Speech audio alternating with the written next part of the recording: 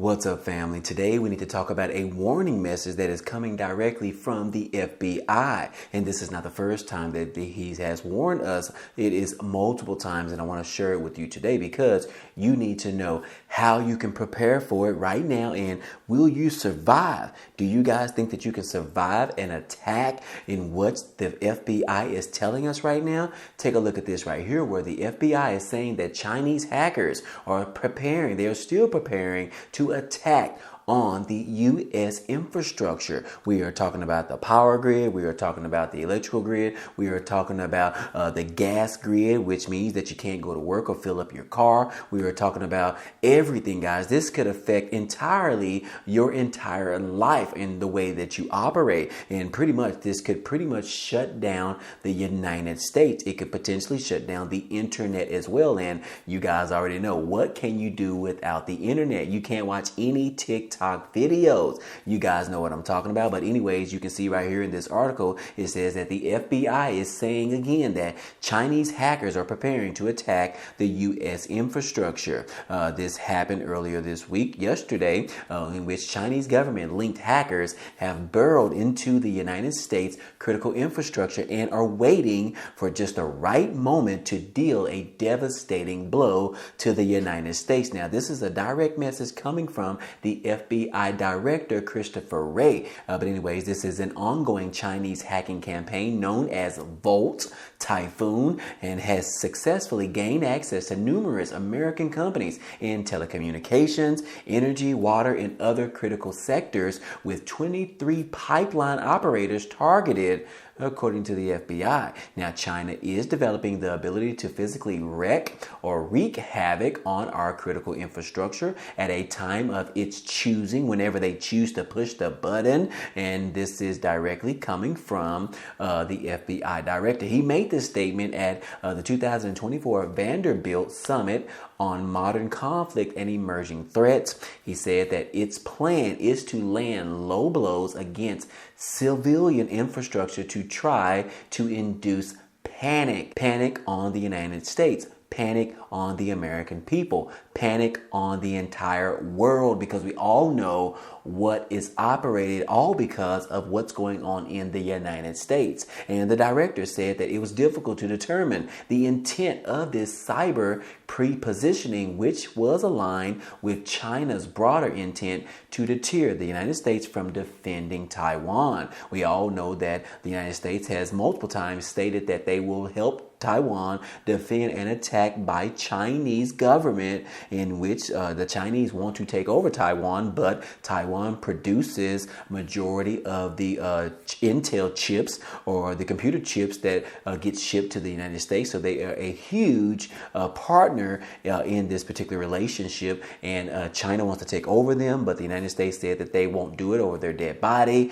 And so now they're saying that this could be the reason why Chinese hackers want to induce panic in the United States. So anyways, guys, this is a huge issue. This is something that we definitely need to be concerned about, because think about it. If the electrical grid goes down right now, think about how many things in your homes or wherever you live that operate off of electricity. Just think the one thing that you use on a daily basis, which is your mobile phone. How can you charge that mobile phone, guys? Especially if you don't have a car or a backup battery, that is going to lead to a lot of issues. And you need to know how you can survive this type of potential attack in the United States. I have that information I want to share with you in just a moment. But yes, FBI is now calling out China for making a critical infrastructure fair game for cyber operations, saying that that is the wrong thing to do, China. And of course, China has responded and said that they are not trying to do anything like that. In fact, China says that they oppose and they are cracking down on all forms of any type of cyber attacks. So the biggest question is, who can you believe? Can you believe the United States FBI director, or can you believe China in what they said, that they are not trying to interact with what's going on in the United States? We don't necessarily know who to trust, but I will tell you, there are multiple stories, multiple evidence that shows us that, yes, this is actually going to happen. And guys, you need to know if it is going to affect you and how you can protect yourself as well as your family. You need to start preparing right now. But anyways, I did find this particular article that talks about the top 10 most unsafe cities in America. These particular cities are where hackers are always watching. They're always on the lookout. Take a look at this right here, guys, where the number one city is Las Vegas, guys. Wouldn't you know, the place that has all of the beautiful lights and the hotels where all of the money gets transferred at milliseconds. There's a lot of money that goes in and out of Vegas on every single 60 seconds, guys. You know what I'm talking about, especially if you have visited Las Vegas. You know how it goes down there. Billions of dollars, guys. We're not talking about millions. We were talking about billions of dollars. But anyways, Las Vegas made the top of the list with a threat score of a 10. Yes, guys, all the way to Memphis, Tennessee, Charlotte, North Carolina, Houston, Texas, Providence, New Bedford, Massachusetts, Birmingham, Alabama, Jacksonville, Florida, West Palm Beach, Florida, Orlando, Florida, Daytona, Florida, Tampa, and St. Petersburg, Florida. Those are the top 10 unsafe cities in regards to cybersecurity. Do you live in one of those 10 cities? If so, comment down below and let me know, guys, what city you live in and what that threat score is looking like. Are you afraid? Is this making you guys afraid? It shouldn't, guys. You just need to prepare, because this could pretty much be imminent whenever it's going to happen. Like they said, they are already embedded into our infrastructure systems, and all they have to do is just push the button. You guys know what I'm talking about. Push the magical red button that is going to shut down the entire United States, or as minimum, an entire state. So anyways, guys, I definitely want to share that with you. But how can you prepare for this, guys? A lot of people don't even know. Well, I ended up doing a little bit of research, and I found out this article where it talks about the 12 tips on how to prepare for a cyber attack against our infrastructure in case the electrical grid goes down. It says right here that 12 tips to prepare for a power cut in the event of a power outage. You don't want to suddenly have to be scrambling around for supplies. So while you do have power, it's a good idea to assemble everything that you might need in one place that is easily accessible for you and your family. Take a look at this guy right here, guys, where it says that the number one thing you need to keep some torches and some batteries on hand.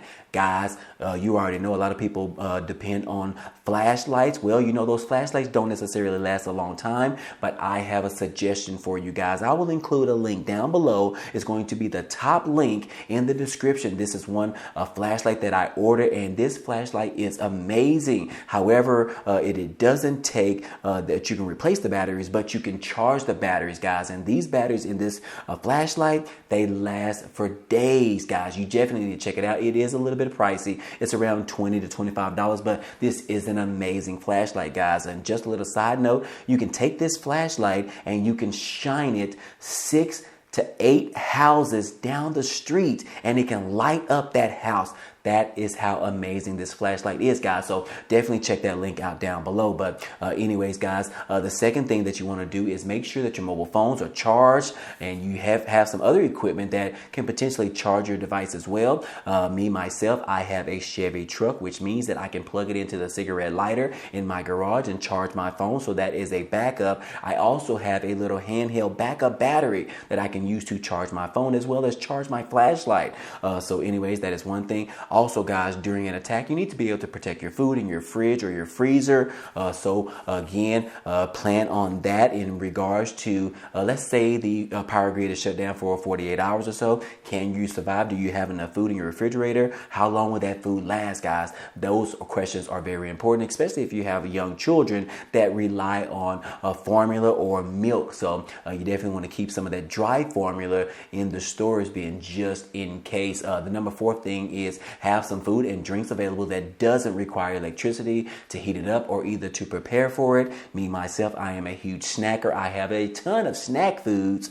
I don't know necessarily what my wife is going to do because she is not a snacker. But anyways, we drink a ton of water. So we have at least 4 cases of 30 bottles of water in our garage. So we are definitely safe there in regards to something to drink. And then also, guys, you want to switch off electrical appliances just to save them, especially when the power grid comes back on. You don't want to necessarily have everything going off because it could end up blowing a few fuses, shutting down a few things. So definitely you want to unplug your washer and dryer, maybe unplug some of the other powerful machinery in your household. Again, also turn off your AC units because you definitely don't want them to trigger on once electricity comes back on, especially when your entire street or your entire neighborhood or apartment complex comes on all at once. So remember that, guys, that is a key tip that you need to know about. And then also, guys, you want to leave a light switched on, not necessarily all of the lights in the house, but at least one, so that you know exactly when everything comes back on.